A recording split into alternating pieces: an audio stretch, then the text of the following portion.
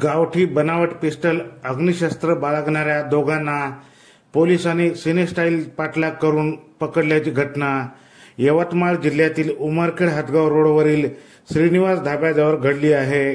गावठी पिस्टल उमरखेडमध्ये सापडण्याची ही 15 दिवसात दुसरी घटना असल्यामुळे या घटनेने खळबळ उडाली आहे। जिल्हा पोलीस अधीक्षक यांच्या अवैध अग्निशस्त्र बाळगून दहशत माजविणाऱ्यावर कारवाई करण्याचे आदेश देण्यात आले होते। त्यानुसार उमरखेड डीबी पथकाने उमरखेड हदगाव रोडवर श्रीनिवास धाब्याजवळ 2 इसम ऍक्टिवा गाडीवर जात असून त्यांच्याजवळ गावठी पिस्टल असल्याची गोपनीय माहिती मिळाली होती।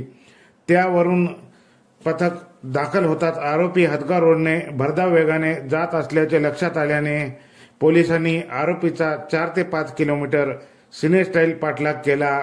तसेच आरोपींना थांबून अंगझडती घेतली असता फेरोज खान अन्सार खान वय 32 वर्ष राहणार हदगाव जिल्हा नांदेड यांच्या कमरेला एक बनावटी गावठी पिस्टल मिळून आले।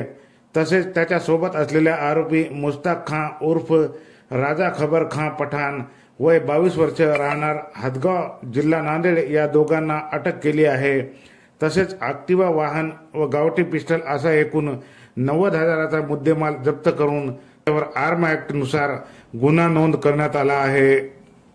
मार्गदर्शन अवैध शस्त्राच्या दुरुपयोग मोहीम जिल्हाभर राबवली जातात। त्याचाच एक भाग म्हणून उमरखेड पोलिसांनी डीबी पथकाचे प्रमुख श्री PSI श्री सावळे, प्रोबेशनरी PSI श्री इंगळे आणि त्यांच्या पथकाने आज हदगाव रोडवर अग्निशस्त्राची कारवाई केलेली आहे।